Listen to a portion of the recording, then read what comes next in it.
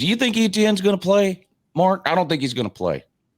I don't think he's going to play. No, I don't think he's going to play. Yeah, I don't think he's going to play either. I don't think he should either. And I'll tell you the worst. I tell you what I absolutely don't want is for him to play and then sit out next week. That I don't believe in that. The cherry picking thing. If somebody deserves to be suspended, and that's a decision for Kirby and the athletic department to make. But if somebody deserves to be suspended, they deserve to be suspended for the next game they play, not cherry picking a high school team 2 weeks later. I'm in no position. Everybody knows I'm not casting stones on Etienne at all. Everybody makes mistakes. Everybody's entitled to second chances or third chances or whatever else. Yep. But you're not entitled to those chances without consequences. I've had consequences for every mistake I've ever made, no matter how little or big. An appropriate consequence has come along with that every single time. And yes, the DUI got dropped. But that's very common in DUI cases, especially a first DUI. So it's not a thing where like the cops, the cops were wrong. He wasn't DUI. He probably was. And through a negotiated settlement, they've dropped the DUI in exchange for him pleading guilty to the reckless driving and minor in possession of alcohol. So there needs to be, I think, a punishment for that. And I'm willing to even admit that this might not sound fair, because I do believe in treating each individual case on its own merit. But you can't ignore the overarching issues, driving-related issues, at Georgia as it relates to these cases. I'm glad you got to that. Right? I mean, is it Etienne's fault that someone else was speeding or reckless driving or racing? No, of course not. That's each individual's fault that does that. But as a team, it's too much going on. And so it's something I think Kirby has screwed up by not just coming out and saying it. Like it's caused the story to drag on, I think. He could have told us a month ago, Etienne's going to be out for the Clemson game. Like, I've talked to him. He understands what he did wrong. We love him. He's with the team. He's practicing. He's going to be back in week 2, but he's got to miss the first game. Everything's a nuclear secret with Kirby. You know what I mean? And I think he could have done himself a favor by just coming out, if he's not going to play, and saying that. Because now everybody's talking about, is he going to play? Is he not going to play? And it's just constantly bringing back into the news cycle the idea of Georgia and the off-field problems that they've had. And so, the most overused phrase in college football is culture. Everybody talks about culture, and I have a pretty good read on what that is. Now with Georgia, the culture, aside from guys getting in vehicles, seems to be sound and seems to be fine. The guys seem to go to class, do whatever they need to do, don't do anything egregious against the law otherwise, and everything seems to be fine. But I have never seen such an odd situation of just time after time after time after time, especially when the most publicized one and the first one that I recall actually was so severe and deaths resulted from it. You would have thought, okay, we're laying down the hammer and this is going to change. But it's the strangest issue I've ever seen haunt a football program. I don't want to turn the whole show into this, because I know we're supposed to be talking about the Georgia Clemson game. So I'll just wrap it up with this.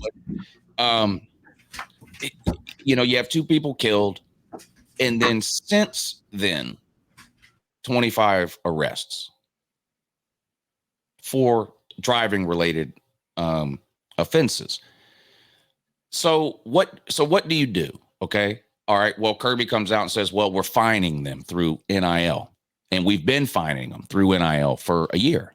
Well, I say, well, then that's not working. And Georgia fans are they probably get mad at me now. I've been dealing with this for a few months because I haven't changed my mind about how I feel about it. But like, if you're running the same play on 3rd and 2 over and over and over again, and it never works, what do you do the next time it's 3rd and 2? If the coordinator is going to keep running the same play, you got to get rid of him. Whatever he's been doing, we bring these speakers in and we've talked to the team this number of times and we find this number of players. Okay. my question is it working? Because in the last 30 days, this is still going on. You've got people arrested in the last 45 days. So, okay, you've tried things. It's not working. You got to try something else. And then, they say, well, what do you want them to fire Kirby Smart? No, that's the last thing I want, which is why something's got to change. Because I'm going to tell you, right, I don't care how many games Kirby Smart wins. If in the next 18 months, there's 25 more arrests and 2 more dead bodies, Kirby will not be the coach in 19 months. And nobody, I don't want that. I want Kirby here in 10 years from now. So something's got to change. And they say, well, you sound like you got all the answers. I don't make $12 million a year to run that football team. I don't have to have the answer. That's not my job. That's Kirby's job. And I appreciate the things that he has tried to do. But again, I would ask, are they working? And being a good leader of young men, if he's incapable of handling that type of issue, there's nothing wrong with knowing as a leader that you can't be great at everything. And this is kind of goes outside the realm of being a college football coach, that you go bring in the experts that can help you lead and navigate a situation like this to get you to where you need to be. Yeah, that's been a problem there. I don't follow Georgia closely enough to know, what kind of things he does behind the scenes to maybe, impose some consequences on those things. Maybe they handle it internally or whatever. But when you're talking about this many, man, it becomes a perception problem. And I kind of agree with Lou. If you just come out and say, if you're not planning to play ETN and you just come out and say it 2 months ago, it's probably not getting talked about. Dead story. Yeah, it's a dead story at that point. You get maybe a couple of days of stories where maybe some people go, oh, that's not enough of a punishment. And then you'll have some other people that go, oh, that's too harsh. But then 3 days later, no one's talking about it anymore. They're talking about Branson Robinson and Nate Frazier and the running backs that are going to play instead of ETN. Instead, every single press conference last week and this week leading up to the game, he's asked about it every single day. Every day he's got the same answer. Pete Thamel puts an article out on ESPN saying, well, according to Georgia policy, ETN will sit out this, blah, blah, blah. Pete Thamel doesn't know. Nobody knows that. And that's the problem. And Kirby is like this with everything. He won't release a depth chart. There's no injury reports. Every player that's ever been injured at Georgia is this close to coming back tomorrow. Hey, that's Dabo too. Now everybody's day to day. Drives me up the wall. Unless they're out for the year, now everybody's day to day. Yeah. That drives me up the wall. NFL doesn't get everything right. But there's a few things they get. You're not allowed to play those games in the NFL. You're not allowed to do. If a guy's hurt, he's out for this many days, and he's on this list or the IR list or the inactive list or whatever it is. And if someone is suspended, that's bargained in the agreement. And ahead of time this player is out and that. But with Kirby, everything's a government secret. I can understand. Let's say you lose a quarterback. You got a quarterback battle going on all spring and into fall camp. Okay. Don't announce the starting quarterback. That way you're not giving your week 1 opponent maybe something like that. But when it comes to injuries or suspensions or whatever, I mean, at the end of the day, this is college football. The line on this game is not going to move one single point, whether ETN is playing or not. So the idea that we're gaining some kind of an advantage over Clemson by them not knowing whether ETN's carrying the ball or Branson Robinson, I think is just crazy. Well, it's been a long-standing approach to college football coaching that they coach paranoid, that if you're going to be a great college football coach, you're paranoid about everything. Yeah. Clemson puts out a depth chart every Monday ahead of a game. This Monday, nada. Because Georgia doesn't put out one, Clemson's not going to put out one. It's just, to me, gamesmanship that doesn't really matter. Yeah, it gets frustrating. So if we're going to hit the chink in the armor for the Georgia program, then we got to hit the chink in the armor, or is a gaping gash in the armor of Clemson football that everyone talks about these days, and that's transfer portal. Why doesn't Dabo use the transfer portal? Now, Lou, Jason, and I get together about every week, and I've given Jason a few weeks off here, but I'm going to rope him back into our weekly discussion to talk Clemson now that we're into the season. And we've been a little light on the transfer portal because it's my thought, okay, this guy's an all-time great, and the program hasn't collapsed. And as Jason has correctly pointed out, their transfer losses have been minimal, and those losses have been much more minimal when you consider the quality of the player. They just haven't lost that much as well. So that's got to be considered. But at the same time, is this not truly the correlation of NFL free agency, where, yes, you build through the draft, but to be successful, you got to supplement your issues. And when your competitors, especially Florida State in 2024 or 2023 being the prime example of a team that stocked up and won a championship, at least in the ACC, on transfer players, that you got to think that Dabo's either going to, he's obviously drawn his line, and he's either going to stand on it here in 2024, and it's going to prove that he's ultimately right, or he's going to have to bend at some point.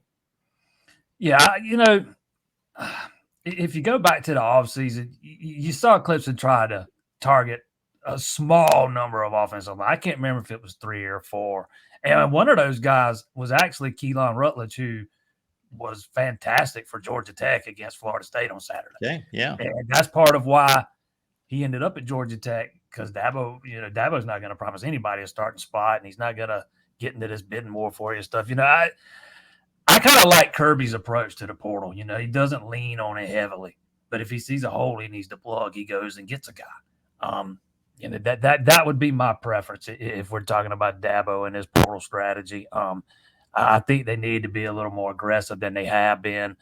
You can't recruit the portal the same way you do high school guys. You got Clemson's recruiting process moves at a snail's pace. And when you do that with portal guys, man, they're committed before you can even get them on campus for a visit. I do think it's an approach that's got to be tweaked. I don't think he's got to rely heavily on it. If you go back over the last few years since the advent of the board, there's really only one starter they lost, which was Andrew Makuba. They almost lost him the year before last. But if you want to throw Bo Collins in there, you can. I'm not sure he was going to be starting this year, but at the very least, his snaps were going to go down dramatically. But even when you're losing backup guys and you're losing, redshirt freshmen and sophomores routinely to the portal, even if they're depth guys, and you're replacing them with high school guys, you're always going to stay young and inexperienced. You're not developing at the same pace you used to develop. I would like to see Dabo at least, I'll use defensive end as an example. That was a spot most people thought Clemson needed to bring in a guy from the portal, kind of bridge a gap. Not a lot of experience behind TJ Parker, and he's only going to be a sophomore. Instead, they choose to move Peter Woods outside. I think Clemson's got a lot of depth, on the interior. They can afford to move Peter Woods outside, and I think he'll probably play pretty well there. We saw Christian Wilkins do the same thing for that Clemson a few years ago. But is that where Peter Woods would be at his best? Outside as opposed to inside? I'm not sure it is, but end was a spot that a lot of people thought Dabo should have looked at it in the portal, and they just, instead of doing that, they move Woods outside. With all due respect, whether you're losing a starter or not is irrelevant when there are players in the portal that are better than your current starters. Dabo was putting himself at a competitive disadvantage compared to everyone else in college football. It becomes even worse when you realize that while Clemson recruits good out of high school, they do not recruit great or elite. They're a 10 to 15 recruiting team. You look at the teams that recruit in the top 5, Georgia, Bama, Ohio State, Michigan, wherever you want to name. They're out recruiting Clemson by a country mile out of high school, and then they're adding 2 or 3 elite players a year with experience to their roster through the portal that are immediate starters. So this idea that, well, we're not losing starters, so maybe we don't need anybody from the portal is a little bit silly, especially when you don't have a wide receiver that anybody can name. Your offensive line gets abused by everybody you play, and you've had 2 quarterbacks in a row that can't hit the broadside of a barn. If you put Keon Coleman and Devin Leary on Clemson last year, they win the ACC. It's not even close. You're talking about something that's never going to happen. It's never going to happen. Well, then Clemson's never going to matter. Maybe not, but they're not. It's just never. What if Dabo has some kind of principled stance against 105 scholarships that starts next year? And he says, no, we're not doing that. We're only going to have 85 scholarship players because, back in my day, well, we didn't do that. We didn't do things that way, so we're not going to do it. So everybody else has 105 scholarship players. Clemson has 85. You okay with that too? I mean, you cannot sit back and allow teams that are already better than you to get a competitive advantage over you by using the portal because your coach has his head stuck in the sand. The only thing to me worse than Dabo's dereliction of duty when it comes to the portal is fans, Clemson fans, who aren't screaming at the rooftop about Dabo driving a top 5 program into irrelevance by ignoring the portal. The portal's been around 4 years. Clemson has gotten worse every single year since the portal was invented. Is it possible that's a coincidence? I guess. People can bitch and moan about it all they want, but he is teams not. that were already better than Clemson are getting even more better through the portal while Clemson is standing still. They're getting lapped. And I'd be the most hated Georgia fan on the planet if Kirby Smart came out tomorrow and said, I'm not using the portal. We don't need it. I don't agree with it. It's against my principles. I would be yelling from every rooftop that he needs to get it together. This is insanity. He's never going to change on that. He's not going to do it, man. I'm glad, Jason. I'm glad you got to see him win 2 natties 10 years ago because it ain't happening again. So, Jason, when you say he's never going to do it, obviously, if we're looking at the track record of 4 years, I can agree with you and say, yeah, if he hasn't budged yet, but he's got to be smarter than that. We know that the man is smarter than that. We know that football coaches are arrogant by nature and they're stubborn by nature. And when they've had the success that he has, I understand where that thinking comes to from a certain aspect. But we saw Nick Saban and we saw him change when he was very out front about, I don't want to change. I don't want to play this style of football. I don't think it's good football, but that's the way the game's evolving. And so I would be a fool not to change with it. Therefore, we're hiring Lane Kiffin and we're going to throw the football all over the lot. And you know that I admire Dabo Swinney for a lot of characteristics. But I just don't think that this is some kind of ethical or morality play. I don't think it has anything to do with being right or wrong ethically. It's the way the game's changed and the rules have changed. When I say he's never going to do it, what I mean is he's never going to give up on a kid after a year or two and replace him with a guy from the portal. Let's say Cade Klubnik, for example, since he mentioned Devin Leary. Never going to happen. He's just not going to do it. It's a promise he makes to those kids and their families on the recruiting trail. And you know what? Since we're talking about the portal, you got to get into NIL stuff. I don't know that Clemson can get involved in those kind of bidding wars. I don't think they can afford to win. I don't think they can afford to win them. And if they could win 1 or 2 here or there, then you start talking about losing the guys already on your roster. It's not like Clemson's got this big, huge, rich alumni base that some of these other schools have, man. They're having to walk a fine line with how they spend some of that NIL money. But people can like it or not like it, agree with it, not agree with it. Dabo Swinney's made it clear, man. You can agree with it or not agree with it. He wants to run a developmental program, and he's just not going to lean heavily on the portal to replace guys he recruited to come play for him. Let me ask you this. You say he makes these promises to these recruits and their families. What promises is he making that he's not going to give their spot away to a guy in the portal? But he'll give it away to a true freshman that he recruits the next year. I'm just telling you what the way it is, man. I just say people disagree with it. What happened to what promises did out on the field? Kelly Bryant? And then he sat Kelly Bryant on his butt and put Trevor Lawrence in. Now that was the right move. You know why? Because Trevor Lawrence was better. He didn't give his spot away to Trevor Lawrence. Yes, he did. Trevor Lawrence beat him out on the field. Well, you can bring a transfer in and have an open competition, and if the transfer beats him out, he beats him out. If he doesn't, the other guy gets to start. I don't see the difference between a true. I think I said a minute ago, junior losing his starting job to a true freshman out of high school versus a sophomore out of the portal. I don't see the difference. Sports reminder here: my name's not Dabo Swinney. It is not my philosophy. I am not defending it. I'm just telling you what is. Well, I mean, it just is what it is. People, like I said, people can like it, they can hate it, agree with it, disagree with it, whatever, man. He's kind of dug in on it. I don't know that he's going to change. I hope he doesn't. Because if he does, he'll go back to running an elite program again. Right now, that's one less hurdle for everybody else. It doesn't matter to me one way or the other, you know. Yeah. I don't care anymore at this point. You know, it's just dang, kind of is what it is. That bad, huh? Well, it's not that. It's just ever since I started doing this for a living, man, it's just taking all the emotion out of it, man. I don't care whether they win or lose anymore. It is what it is. That's something serious there. I'm not much of a fan the way I used to be before I started doing it for a living. I don't know. I got a different perspective on it now, and it's just changed it for me emotionally, I guess. Yeah, I guess. I don't know. I hope you're right. That happens to a lot of people. Not you, Mark. Mark, you're still way too emotional when it comes to Ohio State. You're way too emotional. You've really seen that, have you? You're way too really. Yeah, I remember 10 years ago. I don't flinch. What are you talking about? 10 years ago, Clemson lost a football game, man. I might not sleep for a day or two, man. There you go. I don't know if it's because I gotten older, I started doing this for a living or what. I just don't have any. I'm not tied emotionally to it anymore. I still get really, really mad when Georgia loses and really upset and really bothered. I guess the only difference is now I make a lot more money.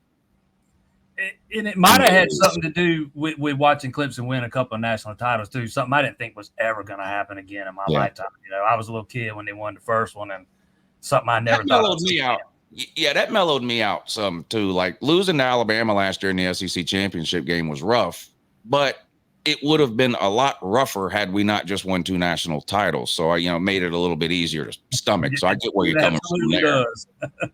Yeah, I get where you're coming from there. Now, prior to that, because we kept taking these losses to Bama, like winning at halftime and lose the game, and it kept happening over and over. And I thought it was never going to end. But then, won a couple of them, and so I get where you're coming from there. That did make the loss last year a little. I mean, I still wish we would have won and made the playoffs and all that, but it wasn't as bad as say the loss in 2018 in the SEC title game.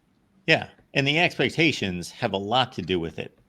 I know as an Ohio State fan that every time there's some kind of ranking that comes out, being number 3 on the list or number 4 or things that would get a Penn State fan or a Tennessee fan giddy doesn't sit right, because Ohio State fans want to be number 1 on every list.